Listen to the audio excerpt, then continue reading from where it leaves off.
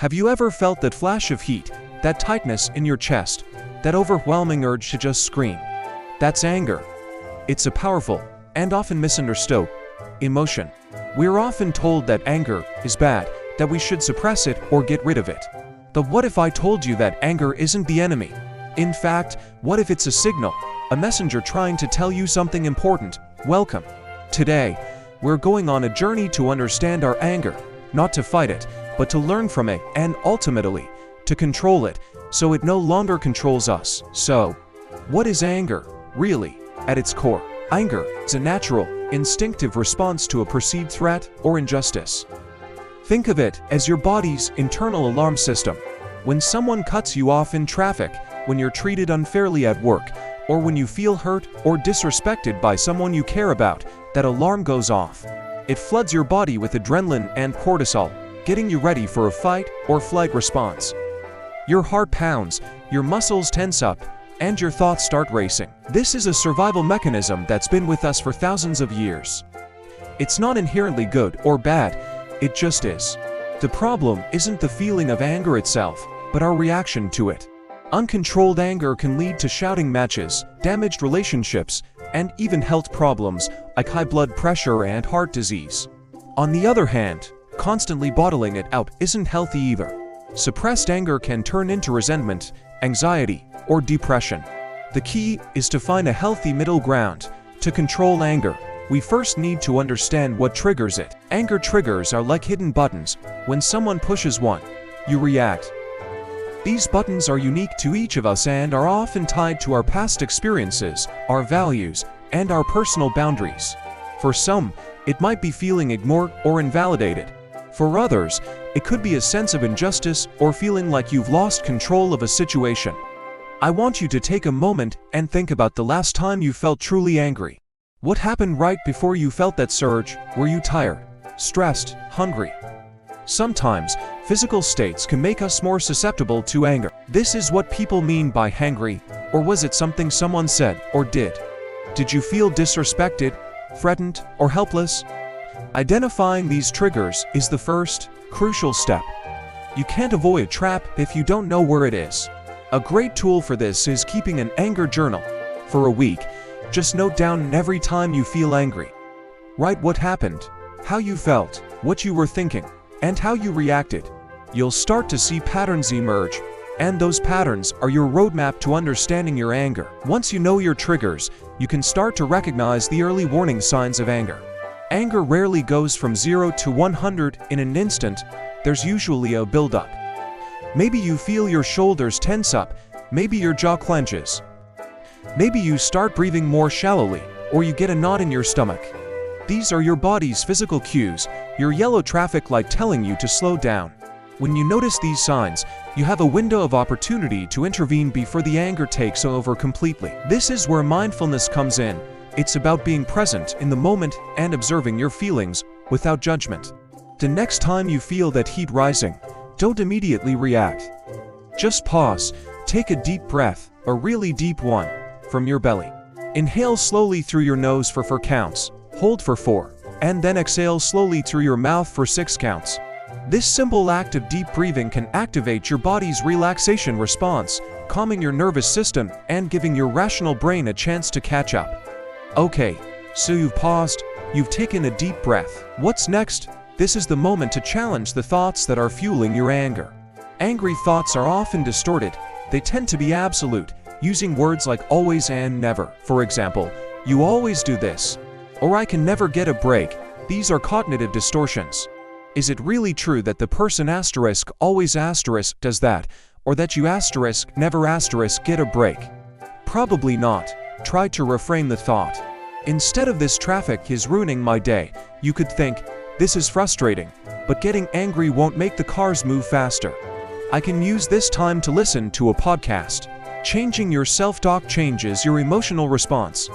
Another powerful technique is to ask yourself, is this situation truly a threat, or is it just an inconvenience?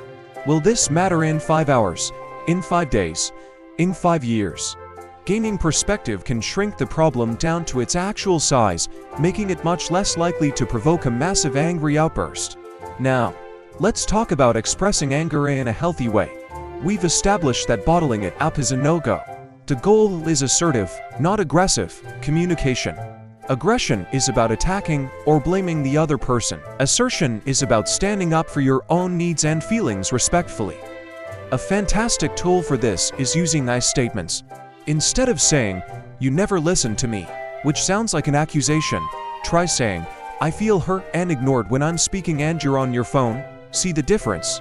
The first one invites defensiveness and escalates the conflict. The second one expresses your feeling without attacking the other person, opening the door for a real conversation. It's about communicating your experience. I feel ... when you ... double quotes. I need ... double quotes. It takes practice, but it can completely transform your relationships. Remember, the goal isn't to win the argument, it's to be heard and to find a resolution. Sometimes, you need an immediate outlet to release that built-up energy. When you're feeling overwhelmed, physical activity is one of the best ways to diffuse anger. It doesn't have to be an intense workout at the gym. A brisk walk, a quick jog, dancing around your living room to your favorite song, or even just punching a pillow can work wonders. Physical movement helps burn off stress hormones like adrenaline and releases endorphins, which are your body's natural mood elevators. It's a constructive way to get that energy out of your system so you can think more clearly. If you're in a situation where you can't just get up and run, even something small like squeezing a stress ball or tensing and then relaxing your muscles group by group can help. The key is to find a physical release that works for you and is safe and appropriate for the situation. Don't let that energy fester inside you. Give it a healthy place to go. Let's also consider long-term strategies for managing anger. This is about building a life that is less prone to anger in the first place. Are you getting enough sleep? Are you eating nutritious food? Are you making time for hobbies and activities that bring you joy and help you relax? All of these things contribute to your overall emotional resilience. Regular exercise, meditation, yoga, or spending time in nature are all proven ways to lower stress levels and improve your mood, making you less likely to be triggered by minor annoyances. It's like building up your emotional immune system. It's also important to look at your relationships and your environment. Are there certain people or situations that consistently trigger your anger? It might be time to set stronger boundaries or, in some cases, to distance yourself from toxic environments. Your peace of mind is precious, and it's okay to protect it. But what if your anger feels completely out of control? What if it's causing serious problems in your life, your work, or your relationships? It's important to know that it's okay to ask for help. There is no shame in it. In fact, it's a sign of incredible strength.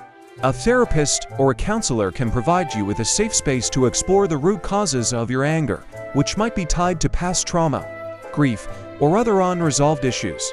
They can teach you specialized techniques like cognitive behavioral therapy, or CBT, which is highly effective for anger management. There are also anger management support groups where you can connect with others who are facing similar challenges. You are not alone in this struggle. Reaching out for professional help isn't a sign of failure. It's a proactive step toward a healthier, happier life. If you feel you are in a crisis or may harm yourself or others, please reach out immediately to a crisis hotline or emergency services. Your safety is the top priority. So, let's recap our journey.